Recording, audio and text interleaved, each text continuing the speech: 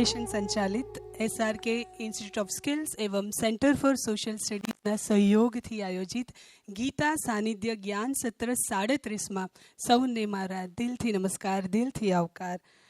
આજે આપણે એમ તો બધા કોલેજના 3rd યરમાં પ્રવેશ્યા છીએ. જો ડે 1થી ગણતરી કરી હોય તો આજે કોલેજના 3જા વર્ષમાં છીએ અને પહેલું સત્ર, પહેલી ટર્મમાં આપણે દાખલ થયા છીએ.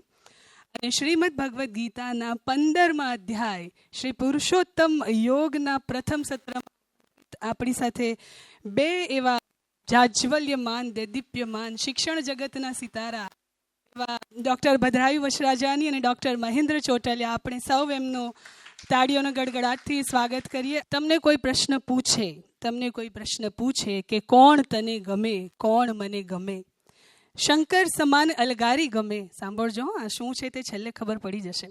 શંકર સમાન અલગારી ગમે કે કૃષ્ણ સમાન વર્ણાગી ગમે, એક ફરે મસ્ત મોલા ફક્કડ વૈરાગી અને દૂજા ફરે ઠાઠ માઠ સરીખા ગીરધારી.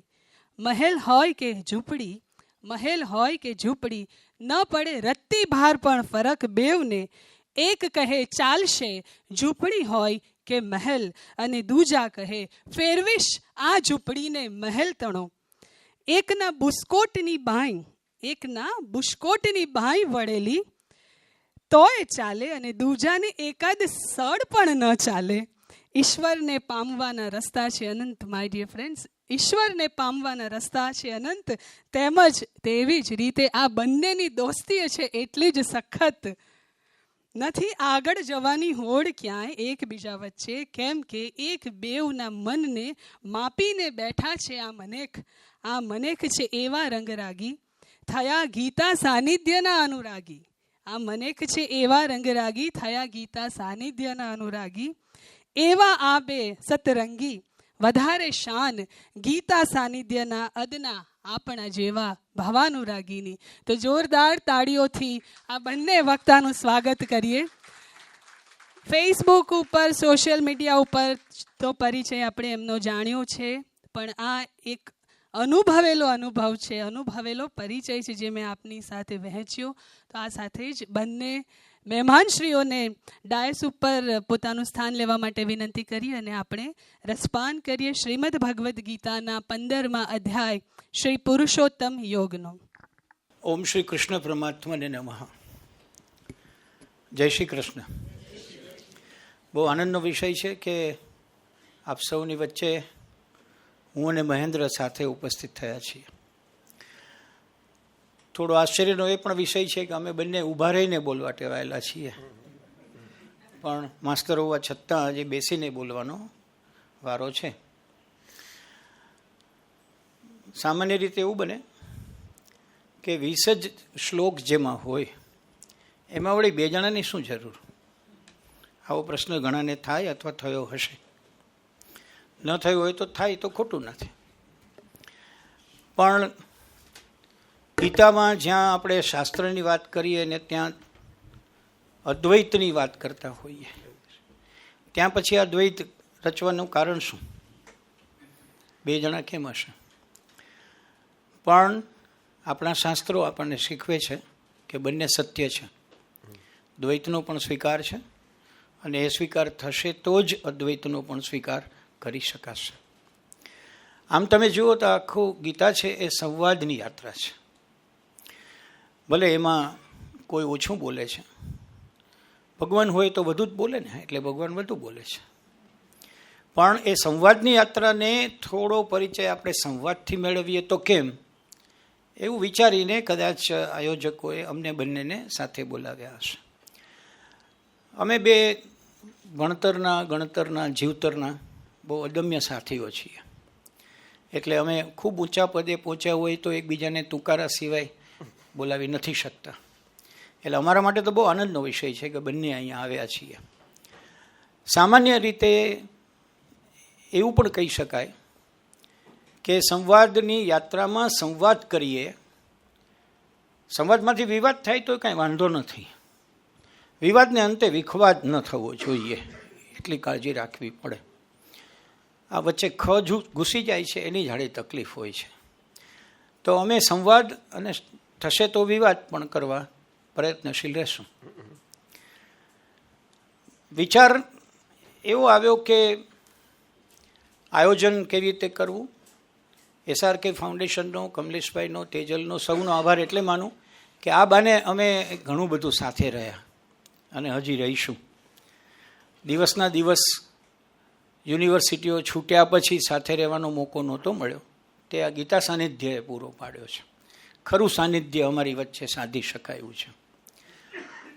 મિત્રો, અમે બંને માસ્તર છીએ, ટિપિકલ માસ્તર. એટલે અમે હોમવર્ક કર્યું છે, એસાઇનમેન્ટ્સની જેમ વેચી લીધું છે, એટલે લગભગ એકબીજાની સીમામાં અતિક્રમવાનો પ્રયાસ અમે નહીં કરીએ. પણ કંઈ થઈ જાય તો કાંઈ અમને એવો ડર નથી, કારણ કે બંને એવા જીગરી મિત્રો છીએ. એટલે અમે જે વાત કરવાના છીએ તે પુરુષોત્તમ યોગની વાત કરવાની છે. આનંદનો વિષય એ છે કે વિનોબાજીની પ્રાર્થનાની પહેલી જ પંક્તિમાં પુરુષોત્તમ ગુરુ તું એમ કહ્યું છે. એ પુરુષોત્તમની વાત કરવાના છીએ. વિનોબાજી તો એવું કહે છે કે આ 15મો અધ્યાય એ આગળની ગીતાનો ઉપસંહાર છે. અને એમણે પોતાના ભાષ્યની અંદર 16, 17 અને 18 અધ્યાયને પરિશિષ્ટ કહ્યા છે કે એ બધા એનેક્સ્ચર્સ છે. ગીતા અહીંયા પૂરી થઈ જાય છે. જે કહેવું છે તે અહીંયા પૂર્ણ થઈ જાય છે. કોઈ એવું પણ કહે છે કે 1 થી 14 અધ્યાયનું બધું જ આવરણ કરીને જે અર્ક મૂકવો છે તે 15મા અધ્યાયમાં મૂક્યો છે. આપણને પણ ખ્યાલ છે કે 15મો અધ્યાય આપણે બહુ બોલવા ટેવાયેલા છીએ.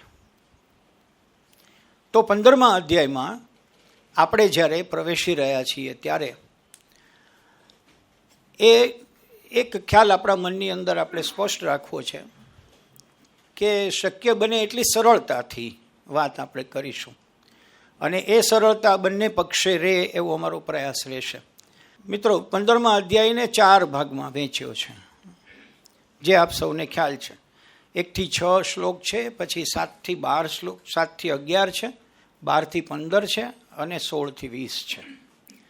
આ 4 ભાગમાંથી પહેલા 2 ભાગ અમે આજે લેવાના છીએ, એટલે 11 શ્લોક આજે લેવાના છીએ અને પછી 9 શ્લોક આવતા સેશનનો લઈશું. આપણને સામાન્ય રીતે એવું લાગે કે રચનાકારે, કવિ વ્યાસે બહુ જ આયોજનપૂર્વક આ વસ્તુઓ લખેલી છે, આપણી સમક્ષ મૂકી છે. એનું એક કારણ છે કે એને શું કહેવું છે. એક શિક્ષક તરીકે એ મુદ્દો છે અને મુદ્દાને વર્ણવતા કેટલાક શ્લોક છે. તો પહેલાં જે 1 થી 6 શ્લોક છે એની અંદર સંસાર વૃક્ષનું વર્ણન છે અને પછી એનું છેદન કરીને ભગવાન સુધી કેમ પહોંચવું એની વાત છે. બીજા જે 7 થી 11 જેને પણ અમે આજે કવર કરવા માગીએ છીએ એ જીવાત્માના સ્વરૂપની વાત છે કે કયું સ્વરૂપ છે, એને જાણનારું કોણ છે અને ન જાણી શકે કોણ છે એનું વર્ણન છે. અને આવતા સેશનમાં લેવાના છીએ તે 12 થી 15, એમાં ભગવાનના પ્રભાવનું વર્ણન છે. અને છેલ્લું સમાપન 16 થી 20 આપણને બહુ મૂંઝવતા કેટલાક શબ્દો છે ને જેના આપણે જુદા જુદા અર્થઘટનો કરીએ છીએ. તે ક્ષર, અક્ષર અને પુરુષોત્તમ એ 3 મુખ્ય ડગલાઓનો બહુ વિસ્તૃત પરિચય છે. તો આજે સંવાદ બધી બાજુનો છે, અહીંયા પણ છે ને ત્યાં પણ છે. પણ આ અધ્યાય છે એમાં સંવાદ નથી, કારણ કે અર્જુને કશું પૂછ્યું નથી તોય ભગવાન કહે છે. એટલે એને ખબર છે કે આ નહીં પૂછે અને કે એને સંસાર વિશે ખબર નહીં હોય અને મારે પાડવી પડશે એટલે શરૂ કરતા હશે. પણ મારે તમને પહેલાં એ પૂછવાનું છે કે 36 કલાકથી તમે અહીંયા સાંભળો છો, તો પહેલા અધ્યાયમાં જે વિષાદવાળી સ્થિતિ હતી અર્જુનની, એ આખી ગીતા છે વિષાદમાંથી પ્રસાદ તરફ જવાની યાત્રા છે. તો પ્રસાદમાં ક્યાં સુધી પહોંચ્યા છો? પ્રસાદ અનુભવાય છે કે ખાલી પ્રસાદ સમજાય છે? સમજાય તો એનો સ્વાદ ના આવે, એ કદાચ પેલા સાત્વિક અહંકારમાં ભળી જાય હોય તો. એટલે જિજ્ઞાસુ બધા હોય એમાંથી હવે તો જે મહાબાહો, વારે વારે મહાબાહો મહાબાહો એમ કહે છે ભગવાન કૃષ્ણ અર્જુનને, કહે મહાબાહો, કારણ કે વારે વારે બાવડા કસવા પડે એવી સ્થિતિ છે.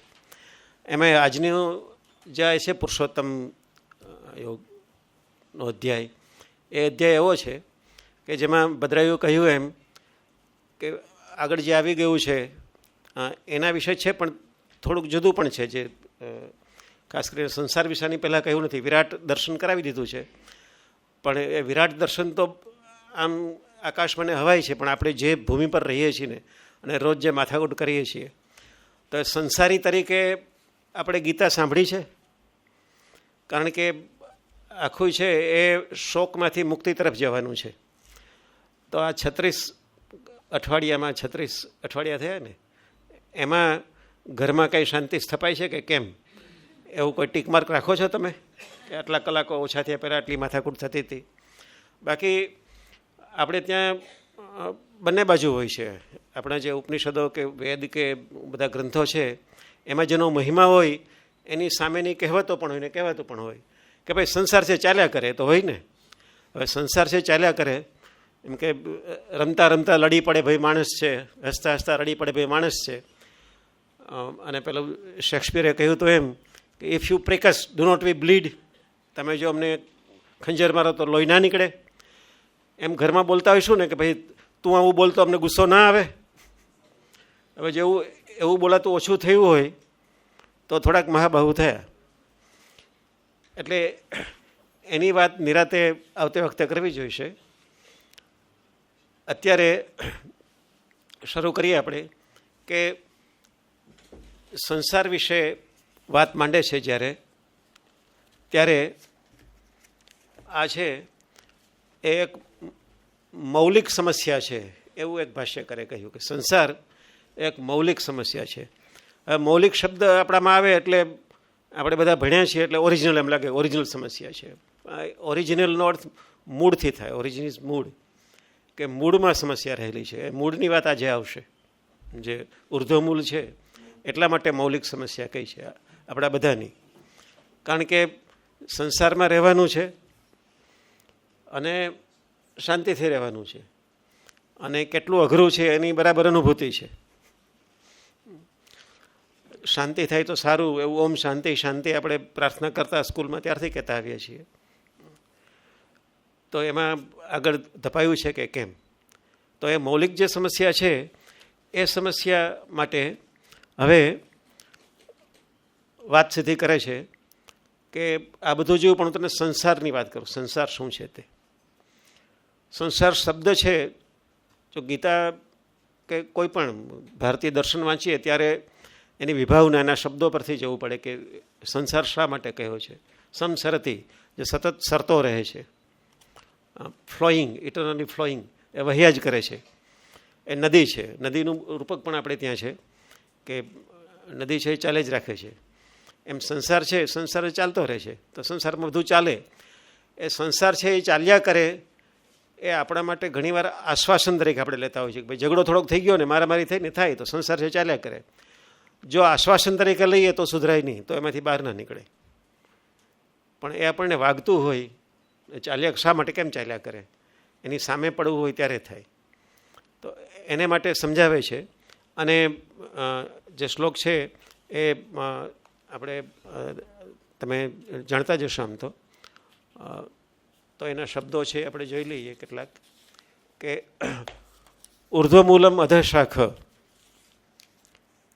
અશ્વત્થમ પ્રાહુ અવ્યયમ છંદાસી યસ્ય પર્ણાની યસ્તમ વેદ વેદવિદ. એના મૂળ છે એ ઉપર છે અને અધઃશાખ, શાખાઓ છે એ નીચે છે. એટલે પહેલાં તો આપણે એવી ખબર પડે કે આપણે ઊંધે માથે છીએ. સંસાર જે છે એમાં મૂળ ઉપર છે ને નીચે છે. હવે એટલું તો કહ્યું. પછી પ્રાહુ એવું કહેવાય છે, પ્રાહુ કહેવાય છે કે અવ્યયમ, અવ્યય છે.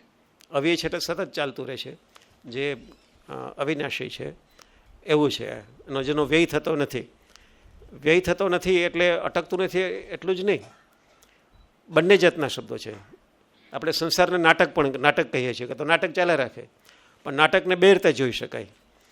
એક તો નાટક, જે ટકતું નથી તે એટલે વહે છે, ને બીજું ન અટક, એમ પણ સમાસ થાય એનો, કે જે અટકતું નથી તે બે છે. એટલે ઇટ્સ અ ફિનોમિનન કે થાય છે વિલાય છે, થાય છે વિલાય છે, દૃશ્ય ઊભું થાય ને ખતમ થઈ જાય, દૃશ્ય ઊભું થઈને એટલે ખબર ન પડી કે આવડા મોટા કેમ થઈ ગયા, આટલા વર્ષો જતા રહ્યા. તો એવું જે થઈ રાખે છે એ આ વૃક્ષ છે. હવે એના મૂળ ઉપર છે, તો ઉપર શું કોણ છે સૌથી ઉપર? તો આપણી જે આખી હાયરાર્કી છે એ હમણાં જે વાત કરી કે ક્ષર, અક્ષર અને પુરુષોત્તમ, એ 3 ટિયર છે.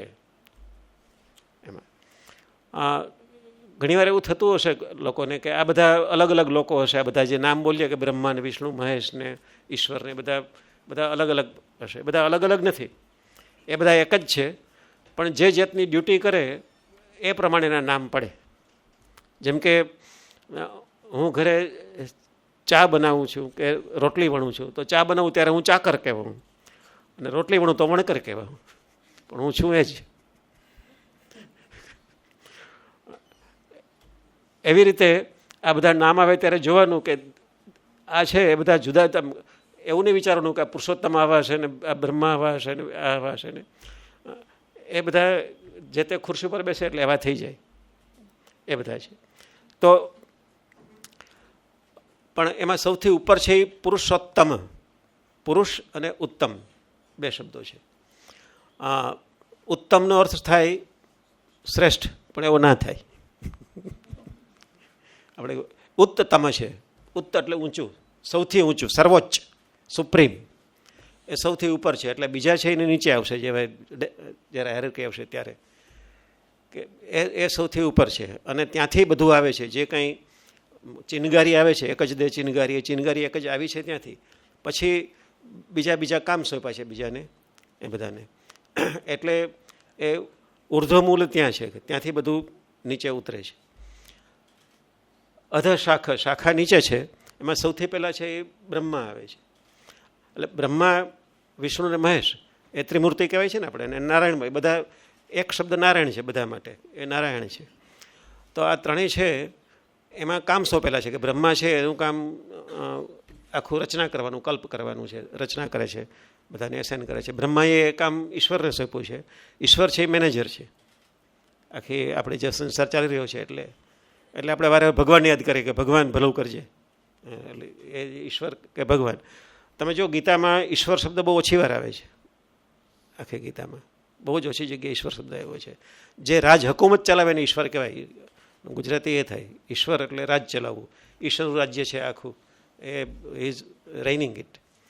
તો એ બ્રહ્મા છે એ થડ છે આનું, ને એમાંથી પછી ડાળખીઓ ફૂટી છે બધી. હવે એ વૃક્ષને કહ્યું છે કે એવું અશ્વત્થ કહ્યું છે. તો અશ્વત્થનો આમ પીપળો એવું કરીએ, પણ પીપળો શા માટે કહ્યું છે? અને એ પીપળા માટે શબ્દ છે અશ્વત્થ પ્રયોજ્યો છે. તો અશ્વત્થ શબ્દ છે એ ધ્યાન રાખવા જેવો છે. સ્વ એટલે આવતીકાલ, સ્વનો અર્થ આવતીકાલ થાય. યસ્તન ભૂતકાળ ને એવું જે આવે છે, એમાં સ્વસ્તન ભવિષ્યકાળ આવે, યસ્તન ભૂતકાળ આવે, સ્વસ્તન ભવિષ્યકાળ આવે સંસ્કૃતમાં. તો સ્વ છે આવતીકાલ છે.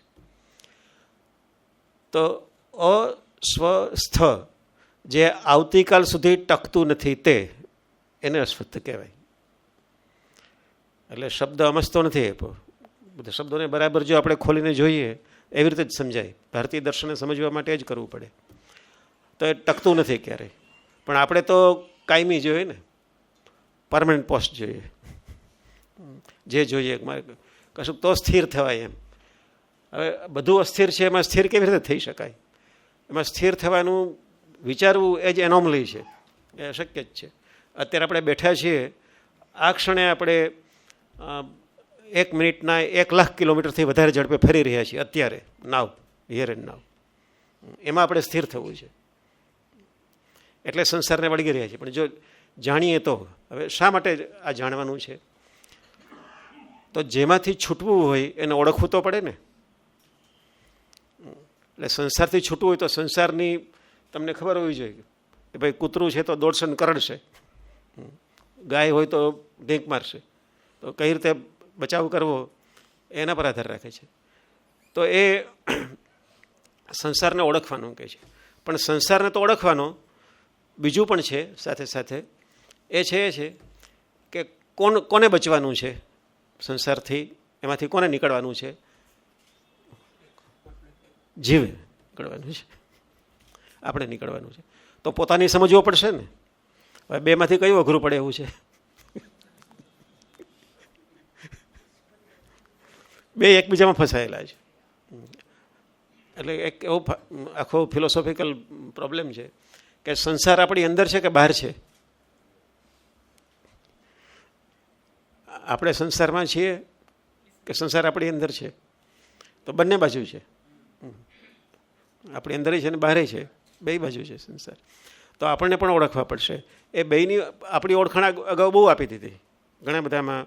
ખરેખર તો જે 8મો અને 9મો અધ્યાય છે એ આની પૂર્વ ભૂમિકા છે. 15મો અધ્યાય છે એમાં 8 અને 9 જે અક્ષરબ્રહ્મ વિષય છે અને રાજરાજ ગુહ્ય યોગ છે, એ બંનેને આધારે આમાં ઘણું બધું કહેવાય છે. એ બે બરાબર હોય તો આ સમજાતું જ એવું છે. તો આવું એ છે. અને છંદાસી યસ્ય પર્ણાની, આના પાંદડા છે એ છંદ છે. એટલે શું? છંદ ઇઝ વેદ. છંદ છે એ વેદ એમ. પણ વેદને છંદ શા માટે કહે છે? છંદ છે મૂળ છિદ્દ ધાતુ પરથી, જે છાવરે છે તે, જે ઢાંકી દે છે તે. તો વેદમાં જે જ્ઞાન છે, તો વેદમાં જે કયા કયા કર્મો કરવાના છે, જે આવા સાંસારિક કર્મો હોય કે અનુષ્ઠાન કરવાના છે, એ બધાના પણ મંત્રો છે, સૂત્રો છે. તો એ છે એ કેટલુંક છુપાવે છે કે આપણને જે ખરેખર આત્મા છે કે અગ્નિ છે એનાથી દૂર પણ લઈ જાય છે. કારણ કે વેદના જે કરવાના કર્મો, અનુષ્ઠાન તરીકે કરવાના કર્મો, એ કર્મો છે એ હંમેશા યોગ્ય જ છે એવું નથી. એના વિશે પણ ઘણી ચર્ચાઓ છે. તો છંદાંશી હશે, આના પાંદડા છે એ પાંદડા શું કરે? પાંદડાનું કામ શું છે? વૃક્ષને ઢાંકી દેવાનું. વૃક્ષને ઢાંકી દેવાનું. અને પાંદડા છે આપણું ધ્યાન ખેંચે. વૃક્ષને ઓળખીએ આપણે પાંદડાથી ઓળખીએ. એ પાંદડા છે શું છે એના પછી આવશે પછી. પણ એ પાંદડા છે એ બધા વિષયો છે. તો આપણે પાંદડામાં ભેરવાઈ જઈએ છીએ. એટલે હવે તમે જુઓ કે આપણે સંસારમાં ભેરવાઈએ છીએ ક્યાં? હવે જવાનું છે મૂળમાં. મૂળ છે એ ઉપરથી નીચે આવે છે અને એ છે ઉર્ધ્વમૂલ અધર શાખા. એ તો કહ્યું. બીજો જે શ્લોક છે એના પછી તરત જઈએ તો આની સાથે જોડીને હવે સમજી શકાશે કે અધઃ ચ ઉર્ધ્વમ પ્રસૂતા તસ્ય શાખા. અધઃ ચ ઉર્ધ્વ, નીચે ને ઉપર એની શાખાઓ ફેલાયેલી છે. હવે નીચે ને ઉપર કહીએ ત્યારે અધઃ એટલે નીચે. જે નીચે કહીએ છીએ એ એવી શાખાઓ છે કે જેમાં આપણે કર્મ કરીએ તો વધારે બંધાતા જઈએ. એટલે એવા કામ કે જે આપણને છોડે નહીં. આપણે છોડી શકતા નથી કારણ કે એવા છે કે આપણે બાંધી દે છે. એ કયા છે આપણને ખબર છે કે કમાવાનું હોય કે અમુક કામ રાખી લીધું હોય તો પછી મુકાતું નથી. કેટલાક કરવા જ પડે એવા કામ છે કે જવું જ પડે નહીં. તો હવે કોઈના લગ્ન હોય તો જવું તો પડે જ ને. એ પડે જ એવું કોણે કહ્યું છે? અથવા પાર્ટીમાં જઈએ તો આવા કપડાં તો પહેરવા જ પડે ને એવું. એટલે હવે આ ચ છે ને એ અગત્યનો છે. હજુ આમાં ચ અધઃ ચ ઉર્ધ્વ. ચ છે એ મધ્ય બતાવે છે. ઉપર છે, ચ મધ્યમાં છે અને નીચે પણ છે.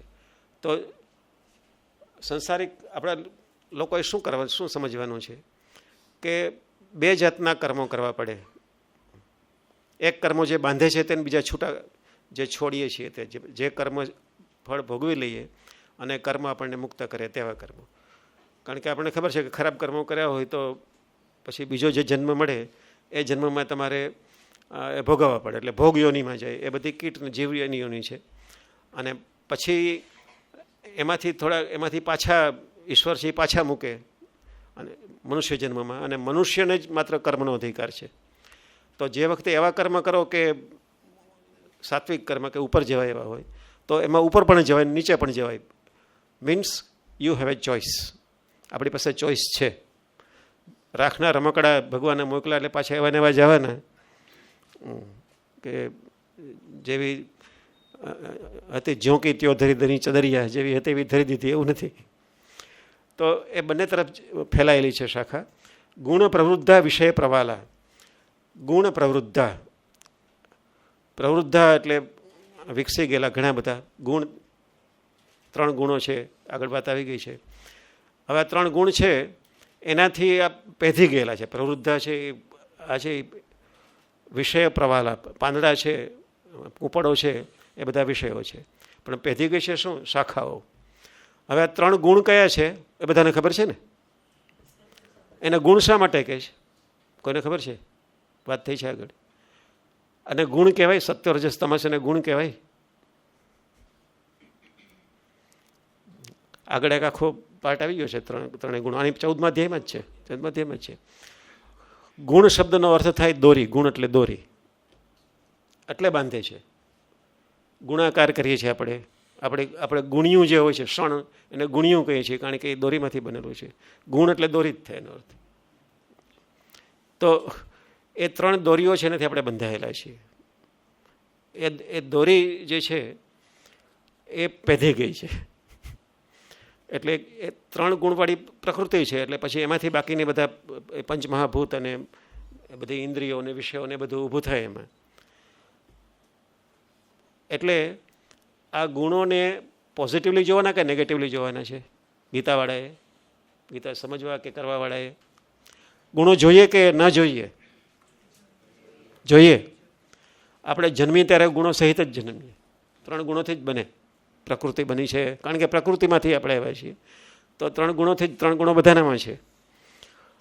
પણ એ જોઈએ નહીં, કારણ કે ભગવાન કહે છે કે નૈસ્ત્રિયા ગુણો ભવાર્જુન. હે અર્જુન, તું 3 ગુણ વગર ન થા. તો માત્ર અર્જુનને જ કહે છે કે આપણને કહે છે? કે અર્જુનને કહેતા હોય તો સારું, આપણે તો છૂટી જઈએ એમાંથી? એવું નથી. એટલે હજુ આ શબ્દ આપણને નાખી દે છે ગૂંચવાડામાં, કે આપણને કહે છે કે ભાઈ નૈસ્ત્રિયા ગુણો ભવ. પણ કોણ થઈ શકે? જે અર્જુન જેવો રુજુ, જે રુજુ છે અર્જુન કહેવાય. રુજુતા હોય તો એની શાખાઓ છે. અને પ્રવાલા છે, વિષય પ્રવાલા, એ બધા પાંદડાઓ ચમકે છે, કૂંપણો છે, એ આપણને પકડી લે છે. એટલે આપણે એ જોઈ અને પાછળ દોડીએ છીએ. જે કંઈ આપણને ચકાચૂંધ કરી દે તો એ બધા ભોગવવા માંડીએ. અધશ્ચ મૂલાની અનુસંધાનાની, એના મૂળ છે ઉપર પણ જાય છે. કર્માનુબંધીની, એ કર્મને બાંધતા મૂળો બંને બાજુ છે. અધ જે જાય છે એ બાંધે છે.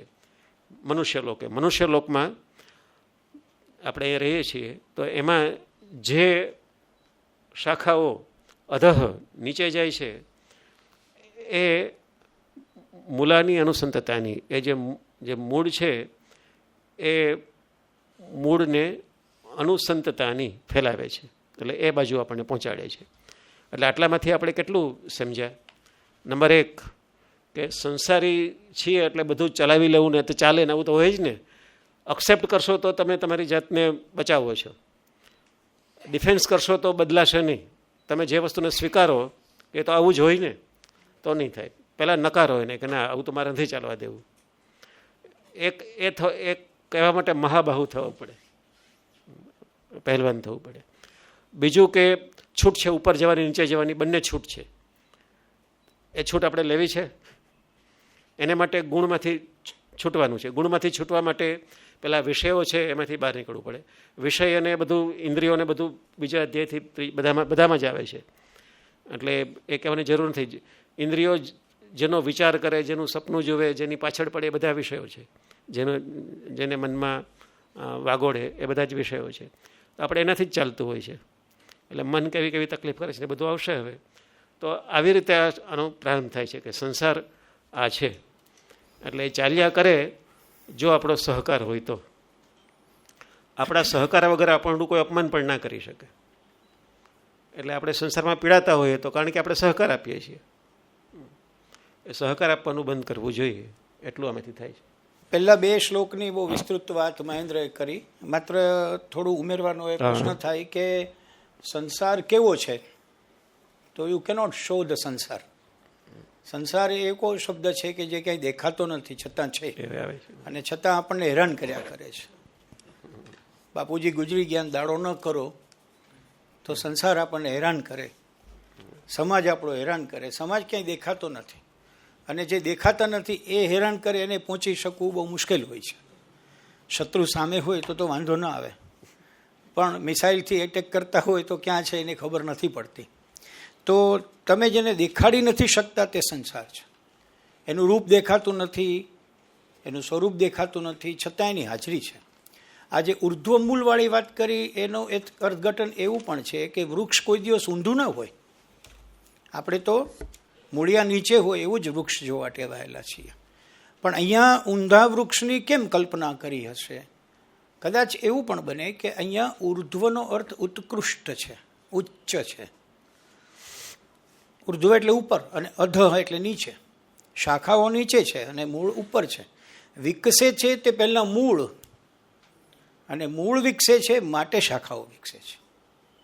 આજુબાજુમાંથી સાર તત્વ શોષવાનું કામ મૂળ કરે છે, અને મૂળ જો સાર તત્વ શોષી શકે તો પછી એ આપણા શાખાઓ સુધી બધું પહોંચાડે છે.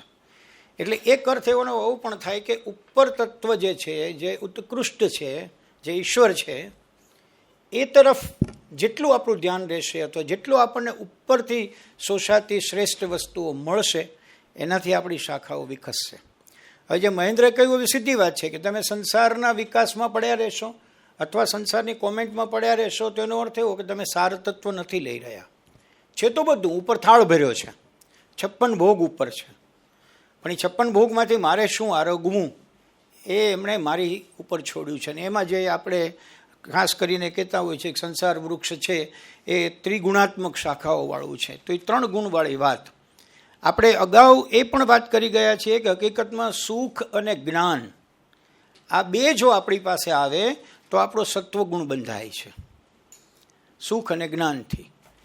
આમ છતાં રાગ, તૃષ્ણા અને અશાંતિ આવે તો રજોગુણ બંધાય છે. અને છેલ્લી વાત, પ્રમાદ, આળસ, નિદ્રા, આ બધું જો આપણી ભેગું રહે તો આપણો તમોગુણ બંધાય છે. હવે વી આર ધ બેસ્ટ જજ ઓફ અવર સેલ્સ કે ભાઈ લેટેસ્ટ ડિસાઇડ કે આપણે શેમાં છીએ, જ્ઞાનમાં છીએ, શાંતિમાં છીએ, પ્રમાદમાં છીએ. એ પ્રકારે આપણો એ 3માંથી એક ગુણ બંધાવવાનો છે, ને એ ગુણના આધારે કાં આમ જવાનું છે ને કાં આમ જવાનું છે. આપણે 3જા શ્લોક ઉપર આવીએ, ન રૂપ મસ્યેહ ન તથોબ લભ્યતે. આ બહુ જાણીતી વાત છે, અને એ પહેલાં 2 શ્લોકનું એક્સટેન્શન છે. એક્સટેન્શન ક્લિયર રીતે છે કે આ બધું છે, ચાલો, પણ કરવાનું શું? તો આપણને કહ્યું અશ્વત્થમેનમ સુવિરૂઢ મૂલમ સંગ શસ્ત્રેણ દ્રઢેન છિત્વા. આ બહુ મહત્વની વાત છે જે કાપવાની એણે વાત કરી કે તમારે સંસાર પ્રમાણે ચાલવું છે કે ના પહેલાં ત્રિગુણાત્મકમાંથી એક પસંદ કરીને આગળ જવું છે. તો એ તમારા ઉપર છે કે તમારે અસંગ નામના શસ્ત્રથી છેદવાના છે. તો આ અસંગ નામનું શસ્ત્ર એટલે આમ જુઓ તો અસંગ ઇઝ ઇક્વલ ટુ વૈરાગ્ય, પણ આપણે જે બોલતા હોઈએ છીએ એવો વૈરાગ્ય નહીં. આપણે વૈરાગ્યમાં એમ માનીએ છીએ કે બધું છોડી દેવાનું, કાંઈ ખાવા પીવાનું નહીં, ઓર્ગેનિક જ જમવાનું, સાત્વિક વાતો કરવાની, એકદમ બધી સુષ્ટુ બોલ્યા કરવાનું, બધા સાથે હરે કૃષ્ણ એવું કર્યા કરવાનું. ના, ઇટ ઇઝ નોટ રિક્વાયર્ડ. હું કોટ કરું પંડિત રામસુખદાસજી મહારાજ, જેમનું ભાષ્ય છે એ અદ્ભુત ભાષ્ય છે. બધા ભાષ્યોમાં કદાચ નંબર 1 ઉપર મૂકવું હોય, થરલી જાણવું હોય તો એમનું છે. એમણે 3 પ્રકારના વૈરાગ્ય કયા છે. એ પહેલો વૈરાગ્ય એવો કહે છે કે જેમાં તમારે પોતે ધન, મકાન, જમીન વગેરે પદાર્થોમાંથી દૂર થવાનું છે.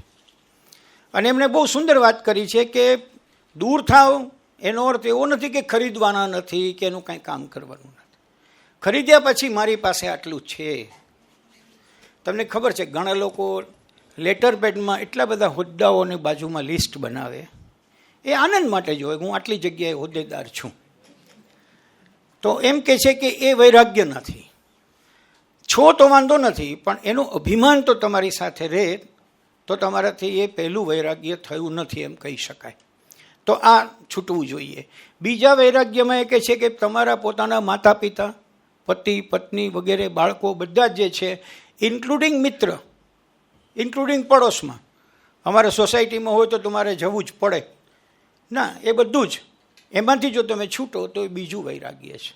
એમાં પણ બહુ સ્પષ્ટતા કરી છે કે પોતાના સુખ માટે અને તેમની સાથે કિંચિત માત્ર લગાવ રાખવાનો લગાવ, પણ મને સુખ મળે છે એટલો, સિલેક્ટિવ થવાનું.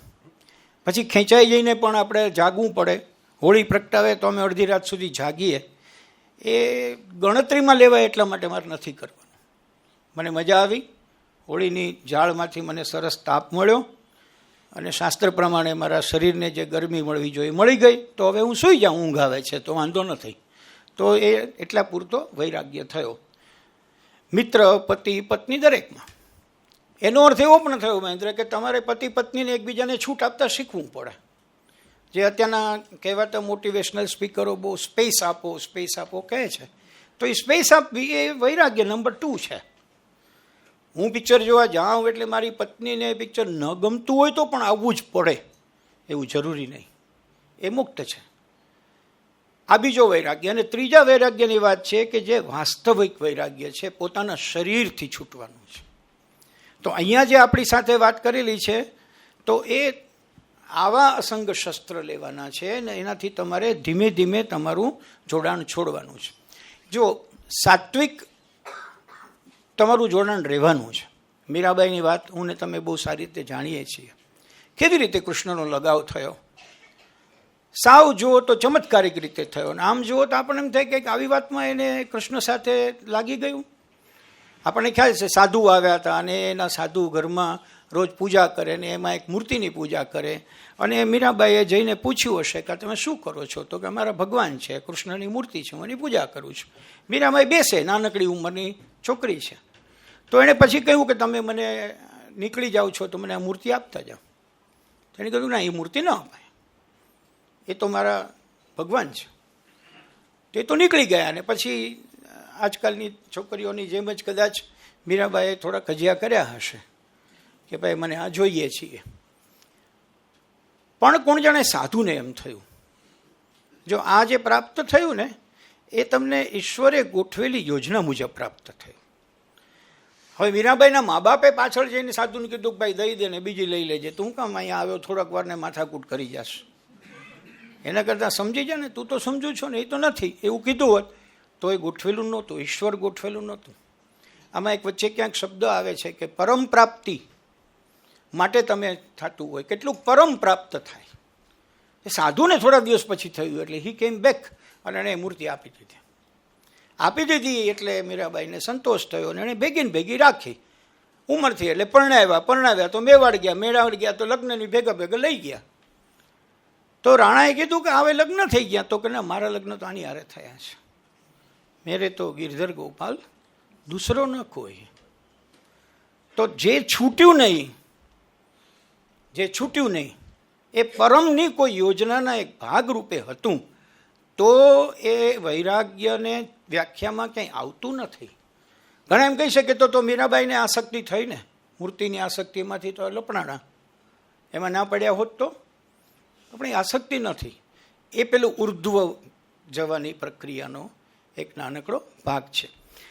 જે વાત આપણને થઈ કે પરિવર્તન, પુનરાવર્તન, આવા 3 શબ્દો આપણે બોલીએ છીએ, પરિવર્તન, પુનરાવર્તન અને પુનરાગમન. એટલે જાણવાની આપણે એ વાત છે કે સૃષ્ટિ, પ્રકૃતિ અને અસ્તિત્વ એમાં જે રોજ થાય છે તે પુનરાગમન છે, પુનરાવર્તન નથી. આ વાત અહીંયા એટલે માટે સમજવી જરૂરી બને કે કિશોરલાલ મશરૂવાળાએ સમશ્લોકીમાં એવું કહ્યું, તેનું જગે સત્યના રૂપ ભાસે, ન આદિ અંતે નહીં કોઈ પાયો, તેને લઈ તીવ્ર વૈરાગ્ય તણી કુહાડી, અશ્વત્થ આવો દૃઢ મૂળ તોડ. આ દૃઢ થઈ ગયેલા મૂળિયા છે, એને તમે તોડવાના છે. પણ તોડવાનું એટલે શું? આજની સવાર છે એ અને આવતીકાલની સવાર ડીટો સરખી હશે? એ પુનરાવર્તન હશે કે પુનરાગમન હશે? કારણ કે સૃષ્ટિ છે, પ્રકૃતિ છે, અસ્તિત્વ છે, એનું તો પુનરાગમન થાય, રોજ નવું આવે. It depends upon you. તમે રોજ સવારે ઉઠીને એવું બોલતા નથી, પાછી એની સવાર થઈ. રાત પડે ત્યારે આપણે ક્યારેય કંટાળો વ્યક્ત નથી કરતા કે ક્યાં આવી ગઈ, કારણ કે પુનરાગમન છે. સંસારનું ચક્ર પરિવર્તન માટે છે, અને પરિવર્તનના ભાગરૂપે ઉર્જા અથવા તો આપણને મળતી હૂંફ નવા સ્વરૂપે આવે છે. એ રોજ નવી છે. જે વાત હમણાં મહેન્દ્રએ કરી કે સંસરતી ઇતિ સંસાર, તો એ વહેતી નદી છે. અને નદી માટેની વાત મને તમને ખ્યાલ છે કે નદીના પાણીમાં તમે ક્યારેય બીજી વાર સ્નાન કરી શકતા નથી. તમે અત્યારે સ્નાન કર્યું, સરયુમાં પગ મૂક્યો અને બીજી વખત પગ મૂકો ત્યારે એ સરયુ ન હોય, કારણ કે આગળની સરયુ ચાલીને વહી ગઈ, જતી રહી. ધ મધર એમ કહે છે કે every moment is a moment of new dimension in your life. Though it may be the same moment, but it is not the same as you understand. તમે સમજો છો એવું નથી. એ નવું ડાયમેન્શન આપનારી તમારી ક્ષણ છે, માટે એનો એ રીતે સ્વીકાર કરો.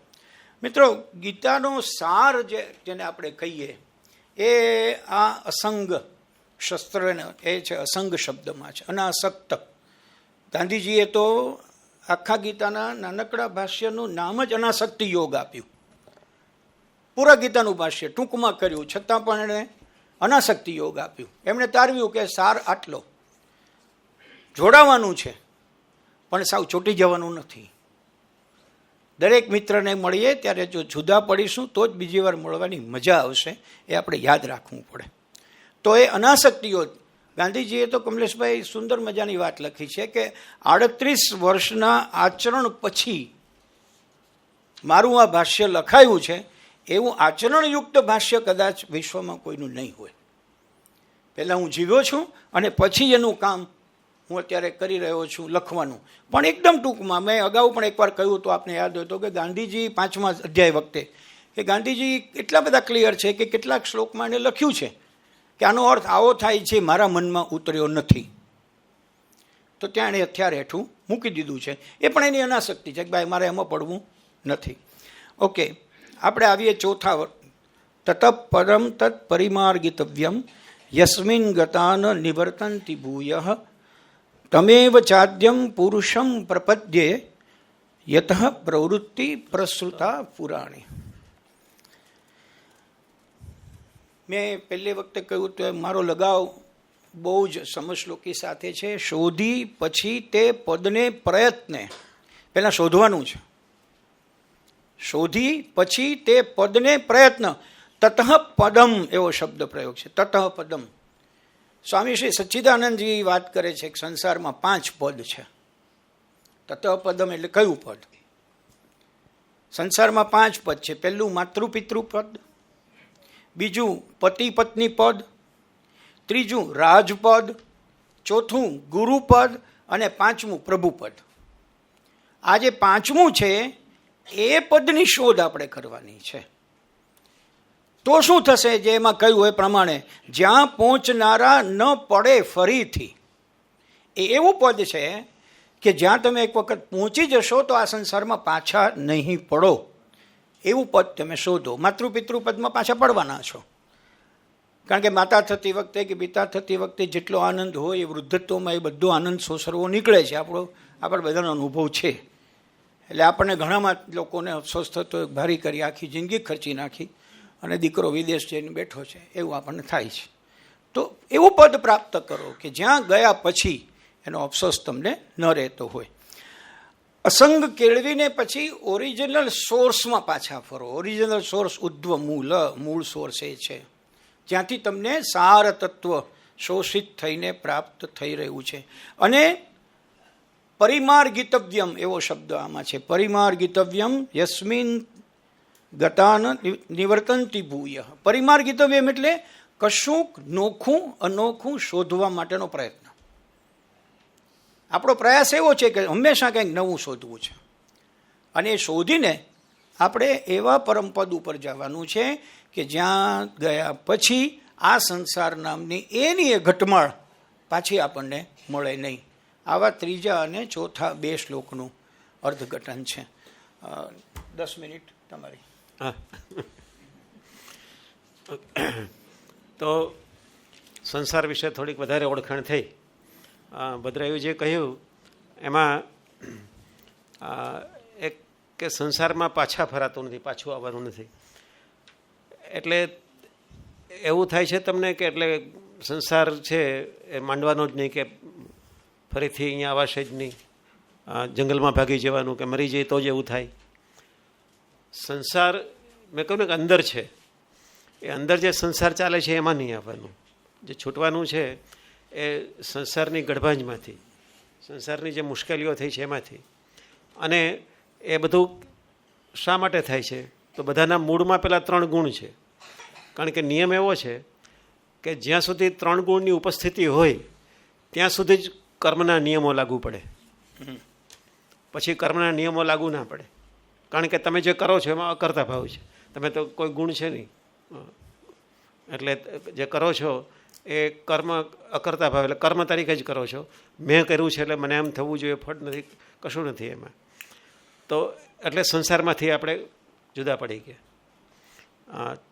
બધું ચાલતું હોય, એટલે લગ્ન પણ કર્યા હોય, છોકરા પણ હોય, નોકરી પણ કરતા હોય, બધું ચાલતું હોય, પણ સંસાર ના ચાલતો. તો કેવી સરસ સ્થિતિ કહેવાય. એટલે એમ થાય ને કે આવું થાય તો કેવું સારું. અને એ પાછું પરિચિત લોકો સાથે. પણ એમાં 1થી થાય કે 2થી થાય પછી તકલીફ ઊભી થાય કે બંનેને થવું જોઈએ, 3ને થવું જોઈએ, કેટલાને થવું જોઈએ. વેલ, પાછા આવતા નથી એ જે છે ભૂય. એટલે પાછા નથી આવતા, એટલે એ તકલીફમાં પાછા નથી આવતા. તકલીફ નીકળી જાય છે, ક્રિયાઓ બધી રહે પણ એ તકલીફો નીકળી જાય. એટલા માટે જે અસંગ શસ્ત્ર એણે એમ કહ્યું છે, અનાસક્તિના શસ્ત્રથી, અસ્ત્ર નથી કહ્યું. હવે શસ્ત્ર અને અસ્ત્રમાં તફાવત છે. શસ્ત્ર છે એ હાથમાં લઈને મારવાનું હોય, કુહાડી જવું હોય. અસ્ત્ર છે એ ભાલો છે, ફેંકવાનો છે. તમે ભાલો ફેંકો તો જેની તરફ ફેંકો છો એ ચૂકી જાય કે ચૂકાવી દેવી શક્યતા છે. પણ તમારી પાસે શસ્ત્ર હોય તો તમારે જ્યાં મારવું છે ત્યાં જ મારી શકો તમે. એટલે અનાસક્તિ તમે કરો કે હમણાં હું અનાસક્તિ છે એ આ ચા ઉપર રાખું. અણુવ્રત બધા નાના નાના વ્રતો કરવાના હોય. મહાવ્રત છે મોટા લોકો કરે, નાના લોકો અણુવ્રત કરે. અણુવ્રત દ્વારમાંથી પસાર થયા હશે બધા લોકો. તો તમે જુઓ ને, ચા ઓછી કરો, એમાં ખાંડ ઓછી નાખો, ચાની પત્તી ઓછી નાખો, માત્ર પાણી પીને ચા પીએ છે એવી ભાવના કરો. એમ કરતાં કરતાં જતું રહે, ધીમે ધીમે કરતાં કરતાં. એ આપણા હાથમાં જ છે, બીજાના હાથમાં નથી. તો મારે કહેવું એ છે કે અત્યારે આપણે બધાની ટેવ છે આઉટસોર્સિંગ કરવાની છે. બધું જ આઉટસોર્સિંગ કરી દઈએ છીએ. આપણે પેરેન્ટિંગ પણ આઉટસોર્સિંગ કરી દીધું છે બધાને, કે તમે અમારા બાળકોને બધા કરો, અમે અમારાથી નહીં થાય. કે ભણવાનું છે પણ આઉટસોર્સિંગ કરી દીધું છે, કે મોબાઈલવાળા ભણાવી દે, સીધા કહી દે, એઆઈ આવી જાય કે ચેટ જીપીટી આવી જાય તો તમારે કંઈ કરવાનું નહીં. હવે પહેલાં ન્યુરોલિંક નાખી દેશે એટલે પણ નહીં કરવું પડે. તો આઉટસોર્સિંગ બહુ ચાલે છે. આમાં આઉટસોર્સિંગ નહીં ચાલે, આમાં જાતે જ કરવું પડે. અને પરિમાર્ગિતવ્યમ છે એટલે ભટકીને માર્ગ શોધવાનો છે. આને માટે વેદમાં શબ્દ ગવેષણા છે, એ ગવેષણા કરવાની છે, હાર્ડ ઇન્ક્વાયરી કરવાની છે, ત્યારે એ થાય. તો આટલી વાત પછી એના પછીના જે શ્લોકમાં આવીએ છીએ આગળ એ રીતે જ ચાલે છે. મેં વાત કરી એવી રીતે કે એમાં કહે છે કે શું કરવાનું. હવે કહે છે શું કરવાનું છે. આ શબ્દો બધા વારે વારે આવી ગયા છે. નિર્માન મોહ, તમારે માન અને મોહમાંથી નીકળી જવાનું છે. આ તો બધા સાંભળ્યું છે ને, મોહ ના રાખ, મોહ ના રાખ. એમ આપણે બીજાને કહીએ છીએ પણ આપણે સાંભળતા નથી. એટલે મારું એક વાક્ય તો હું કહેતો હોઉં છું કે માણસ છે કોઈ પણ આપણે લોકો, એ બીજાને જે કહેતા હોઈએ એટલું જ જો આપણે સાંભળીએ ને તોય આપણે સુધરી જઈએ. આથી બીજું કંઈ કરવાની જરૂર નથી. બરાબર લાગે છે કે નહીં?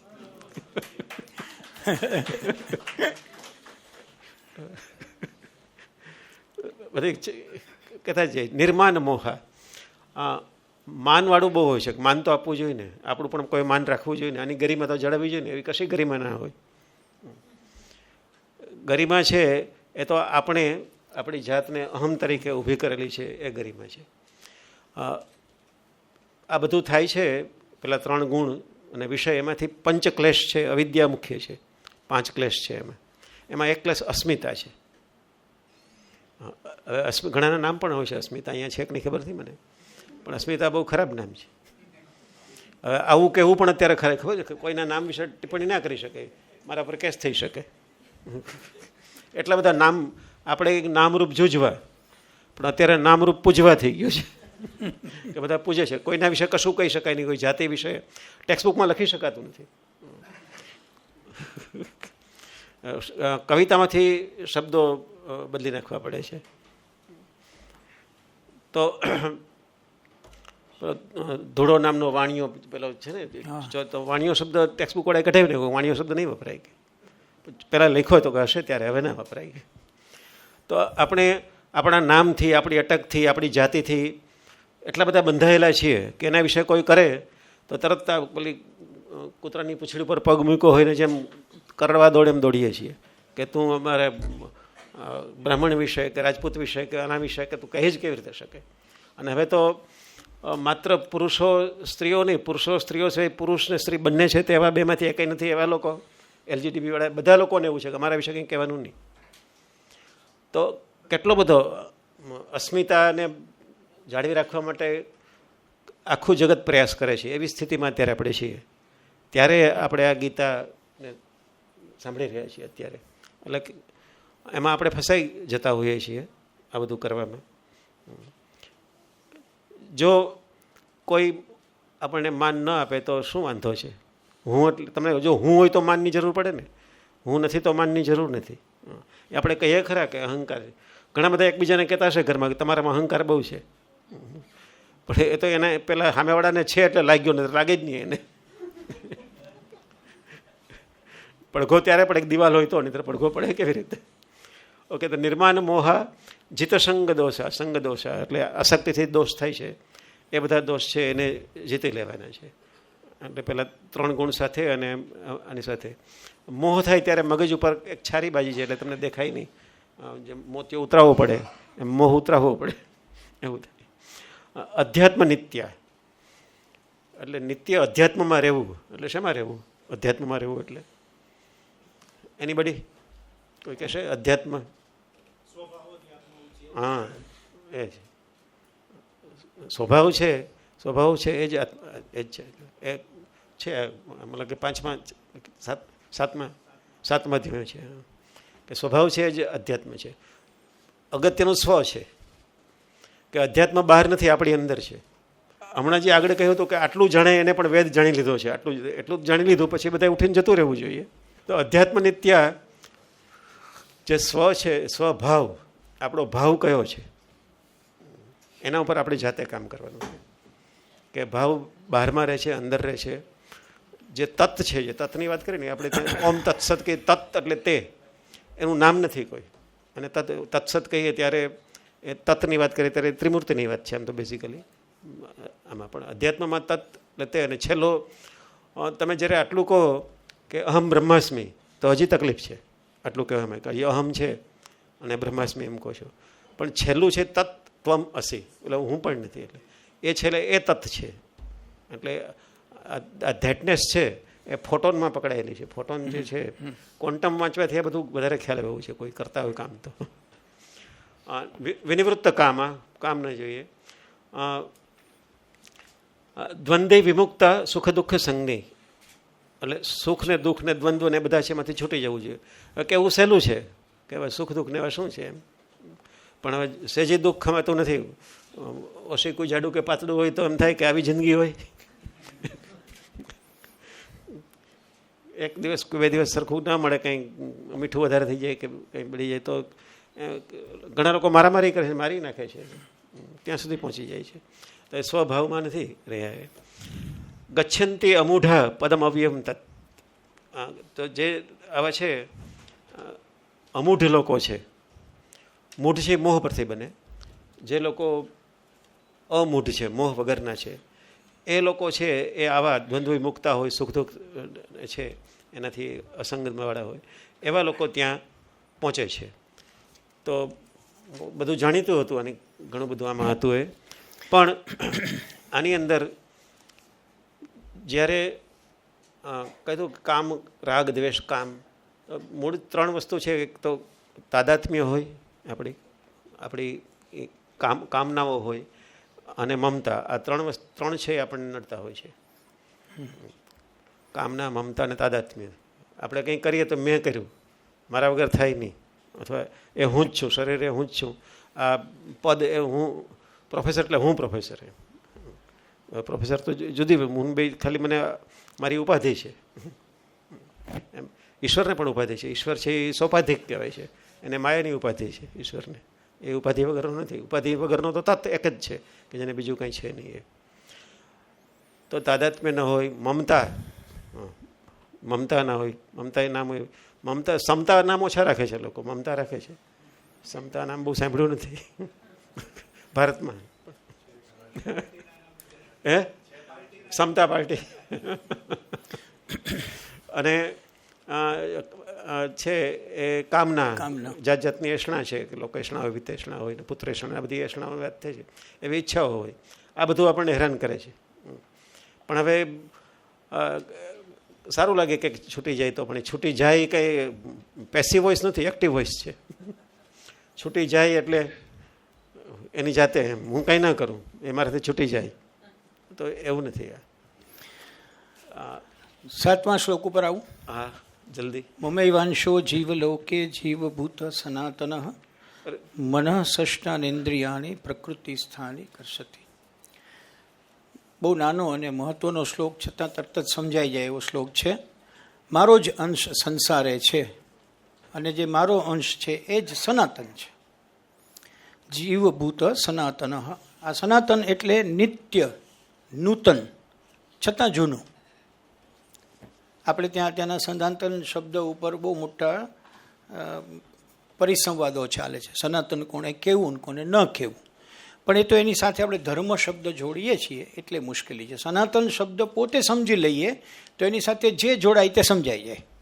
સનાતનનો અર્થ એવો છે કે નિત્ય નૂતન છે, છતાં જૂનું જ છે. બીજા શબ્દોમાં કહે તો, હમણાં મેં થોડી વાર પહેલાં કહ્યું, વહેતી નદી છે. સનાતન હોવું વહેતી નદી. અત્યારે છે તે હવે નથી.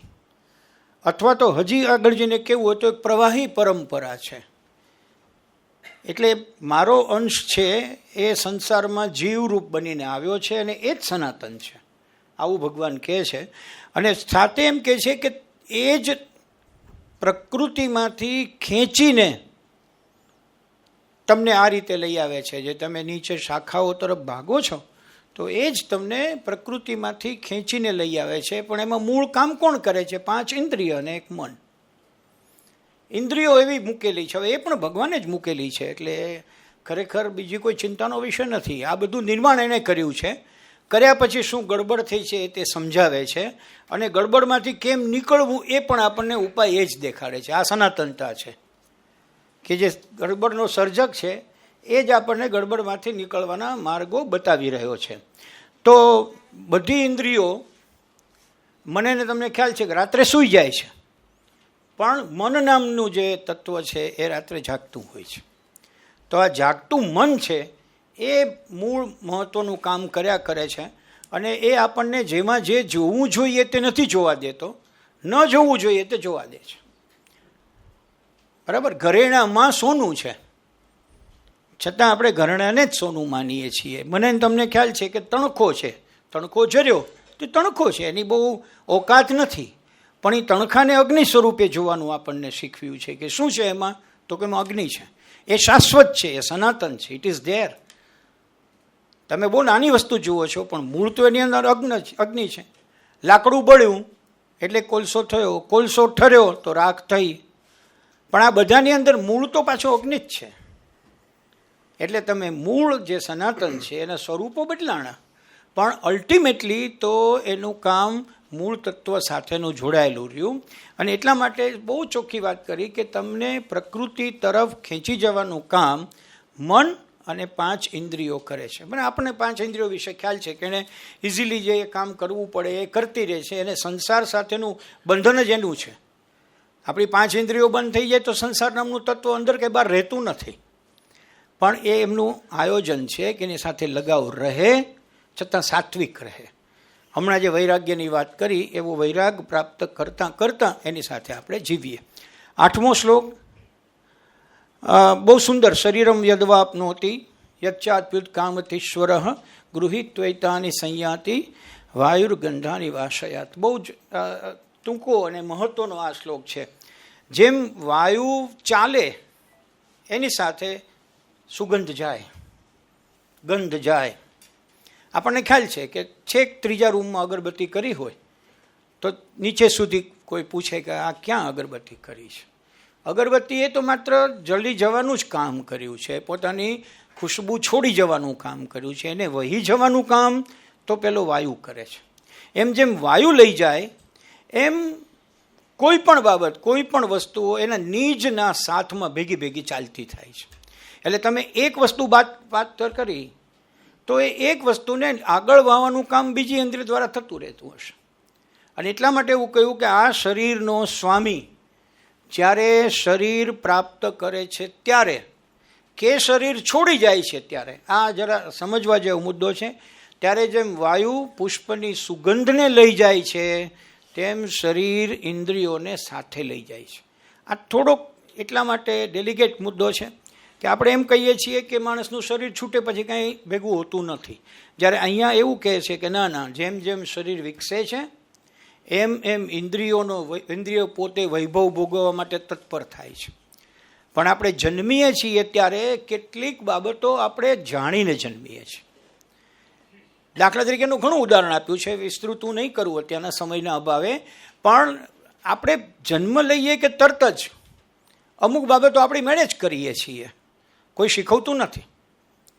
સમય થાય એટલે સ્તનપાન કરવાનું આપણને કોઈ શીખ્યું નથી, નથી તો માને કોઈએ શીખવ્યું, નથી કોઈ બાળકને શીખ્યું.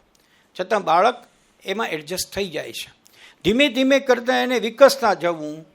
તો હમણાં જે 3 શબ્દો કયા, મહતા, મમતા અને કામના, એ 3 જે બાબતો છે એ થોડી ઘણી આપણે 9 મહિનાના ગર્ભકાળ દરમિયાન ભેગી જોડતા આવ્યા છીએ.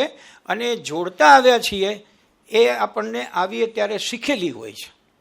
હું ઘણી જગ્યાએ એવું ઉદાહરણ આપતો હોઉં છું કે તમે કલ્પના કરો કે કોઈ બાળકને જન્મ્યા પછી કહેવું નથી પડતું કે આ તારી માં છે, બાજુમાં ઊભી માસી છે, જરાક ઓળખી લે, 2-4 વખત લખવું પડે તો હોમવર્ક કરી લે, ભૂલ કરતો નહીં, નથી કરવું પડતું.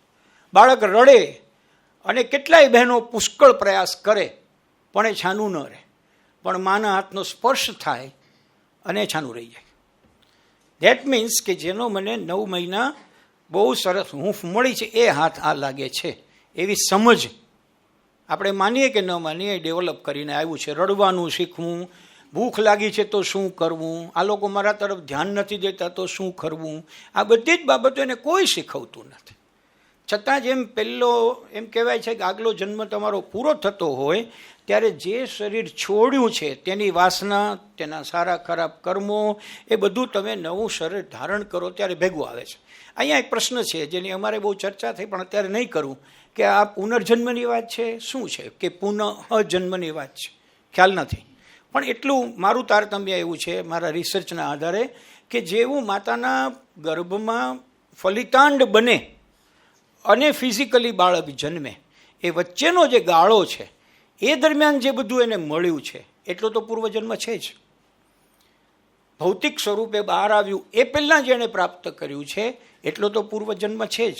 પૂર્વ એટલે જે જન્મ્યું નથી તે પહેલાં. આપણને ખબર છે કે માતાને આમ કરવું જોઈએ, આમ ન કરવું જોઈએ, આવું ખાવું જોઈએ, વાતાવરણ સ્વસ્થ રાખવું જોઈએ, હસતા રહેવું જોઈએ, કારણ કે આ બધું અંદર જાય છે. ને ઇટ ઇઝ ટ્રુ કે બાળક મા પાસેથી જ પોષણ મેળવે છે, ઉત્સર્ગ દ્રવ્યો બહાર આવે છે, બધું થાય છે. તો એ જે ઘડાણું છે એ જન્મતા વેત અમુક પ્રક્રિયા પોતાની મેળે કરે એનું કારણ છે ને એનું પ્રૂફ છે કે આગલા શરીરે છોડ્યું હતું એમાંની કેટલીક બાબતો અત્યારે લઈને આવ્યું. એટલા માટે કહ્યું તેમ દેહી ગ્રહે આ સૌ ધારતા છોડતા તનુ. તેવી જ રીતે કોઈ પણ નવો દેહ આ ગ્રહણ કરે છે. જેમ સસરતી ઇતિ સંસાર એમ કહ્યું એમ શરીરની વ્યાખ્યા પણ ખબર છે. શિર્યતે ઇતિ શરીરમ, જે ધીમે ધીમે કરતાં નાશ પામે છે એ શરીર છે. પણ એ નાશ પામવાની સાથે જ એ વિસ્તૃત વાત છે કે એ કારણ શરીર છે, એ લિંગ શરીર છે કે સ્થૂળ શરીર છે. આ વિસ્તૃત જાણવું પડે. અત્યારે એની ચર્ચાને સ્થાન નથી એટલે છોડું છું. મહેન્દ્ર. એટલે સારા શિક્ષકો હોય તો કોર્સ પૂરો ના થાય. સારા એટલે વિષયને આમ ડાયગ્રેશન કરીને બહાર જતા હોય પણ ચાલે. પણ આ ભદ્રાયું કે એના ઉપર મારો ટેક એવો છે કે ઇન્દ્રિયો બધી જે રહી જાય છે કઈ સાથે લઈને જાય છે ને પાછી આવે છે, તો એમાં પુનર્જન્મ એ માણસનો જ પુનર્જન્મ એવું નહીં. ઘણા એવું માને છે કે આપણે માણસ તરીકે જન્મતા ગયા ભાવમાં પાછા બીજો માણસનો જન્મ, ત્રીજો જન્મ, એવું નહીં. આખી જે ઉત્ક્રાંતિ છે એ ઉત્ક્રાંતિના જન્મો છે કે આપણે બધા પહેલાં પાણીમાં હતા, માછલી થયા, અને જે દશાવતાર છે એ બધા અવતારો થયા. એ દરમિયાન આપણે જે થઈને આવ્યા છીએ બધા અત્યારે આપણામાં છે. જો કોઈ સાયન્સવાળા કે એમાં હશે તો એને ખબર હશે કે બધાના ડીએનએ આપણામાં હોય છે ને, કે ચિમ્પાન્જીના 98% છે, વંદાને 80% છે, કૂતરાના 60% છે આપણે અત્યારે આપણા બધામાં. અને એટલે એ બધા આપણે ઇન્દ્રિયો છે એ આપણી સાથે આવી છે, એ બધી જ ઇન્દ્રિયો. એટલે એ આપણે ઓગાળવાની છે. પ્રાણી તત્વ એમાંથી જે બહાર કાઢવાનું છે હજુ તો કેટલા બધાને. એવું કહેવાય છે કે હજુ આપણે 20% મનુષ્ય છીએ, 80% તો હજી પ્રાણીના તત્વો બધા ચાલે છે. અને આપણે બધા જ્યારે કોઈને કહેતા હોય ત્યારે બે વખાણ પણ થાય ને ટીકા પણ થાય કે આની આંખો ગીધ જેવી છે. તો એ ગીધની ઇન્દ્રિય હતી આપણી પાસે છે. એ પુનર્જન્મ છે. એ પુનર્જન્મ છે. એ પહેલાં આપણે કોઈ સમય હાથી હતા કે બીજા એવા કોઈ હતા કે કોઈ એવું હોય કે સૂંઘી લઈશ તો કીડી જેવો છે કે હાથી જેવો છે, કોઈ બધાને બહુ કરડતો હોય કે તરત વડચકા ભરતો હોય તો કૂતરા જેવો છે, પડ્યો તો અજગર જેવો છે. બધી ઇન્દ્રિયોની વાત આવે છે આપણામાં. અને તમારા ઘરમાં પણ તમને હશે કે કઈ કઈ ઇન્દ્રિયોવાળા આપણી સાથે જીવે છે અને કહેતાય હશે ઘરમાં. સરખામણી કરીએ ત્યારે એનો જ ઉપયોગ કરીએ, રૂપકોનો જ. આવો ગધેડા જેવો છે ને ઘોડા જેવો છે, માણસોની સરખામણી કરતા જ નથી હજુ તે. તો એ છે એવી રીતે આપણામાં આવે છે. એ બધાને પાછી ગાળવી પડે, એમાં મુશ્કેલી પડે. એટલે જે વ્યવસ્થા એવી છે કે ઈશ્વર છે એ આમાંથી જેટલું આપણે ગાળી લીધું હોય, જેટલા સ્વચ્છ થયા હોય, એ રીતે પાછી બીજી ભોગયોનીમાં મોકલે. ત્યાં પાછા આપણે જે કંઈ કરીએ ને પાછા પોતાની પાસે થોડો વખત રાખે પર્ગેટરીમાં, શુદ્ધિકરણમાં, અને ત્યાંથી પછી પાછા બીજો મનુષ્ય જન્મ ક્યારે આવે ખબર નહીં. એનું એવું કંઈ હોતું નથી કે ક્યારે આવે. તો એમાં પાછા તમે પેલા ઉપર જવાવાળા કર્મો કરો, એમ કરતાં કરતાં સુધારો થાય, મેળ પડે. પણ થઈ ગયો છે. મહત્વનું એ છે કે શક્ય છે આ સિસ્ટમ પ્રમાણે. પણ છેલ્લું વાક્ય કે જેણે ગીતા સમજ્યા ન હોય એને ના થાય, આ બધું એ છૂટે નહીં, એ પણ છૂટી શકે. મને માટે ગીતા અનિવાર્ય છે એવું નથી. એટલે એ પણ આની અંદર ઇનબિલ્ટ છે, એ જોશું પછી ક્યારેક. Thank you.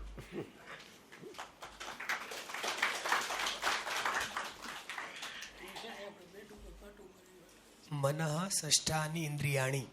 તો ષષ્ઠાની કીધું એટલે 6.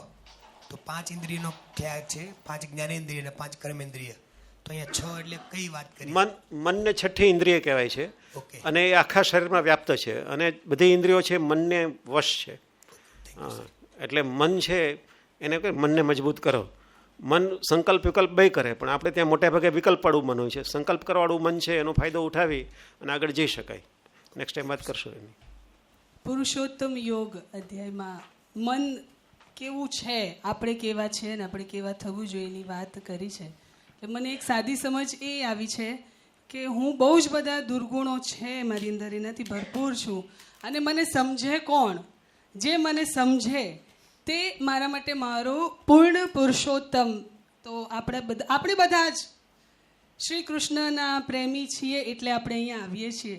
તો એક સુંદર વાત છે કે મારી પીડા, મારી ખુશી, મારી નફરત, મારો દંભ, મારું દેવત્વ, મારું દૈત્યત્વ, આ બધું જ, મારો પ્રેમ, મારી આવડતો, આ બધું જ જે સમજે, આ તમામને સ્વીકારે, એ મારો શ્રી કૃષ્ણ. કેમ શ્રી કૃષ્ણ સૌના આરાધ્ય છે? તો કે સામાન્ય માનવી સપનામાં કરે અથવા તો જે કરવાની ઈચ્છા ધરાવે આપણે બધા જ, એવું બધું જ શ્રી કૃષ્ણએ કર્યું છે. અને ઇન જનરલ એવું કહીએ છીએ કે એમણે કર્યું તે આપણે નથી કરવાનું, પણ એમણે જ્યારે કર્યું તે ધર્મ હતો ને કહ્યું તે પણ ધર્મ હતો. એટલે કોક આપણને બહુ ગમે, મજેદાર વાણી હોય કોકની, કોકના કપડાં બહુ સુંદર હોય, કોઈની આંખો બહુ સુંદર હોય, દરેકની અંદર જુદા જુદા ગુણો છે. પણ આ બધાયના સરવાળાથી કંઈક વધુ જ્યાં મળે છે મનની શાંતિ, જ્યાં મળે છે મને એક અપરંપાર પ્રેમ, કોઈ મને જજ નથી કરતું, એ મને જ્યાં મળે એવા મારા શ્રી કૃષ્ણ પૂર્ણ પુરુષોત્તમને પ્રણામ કરી આજના સત્રને સમાપ્ત કરી અને જોરદાર તાળીઓથી આજના આપણા બે વક્તાને આપણે આભાર માનીએ.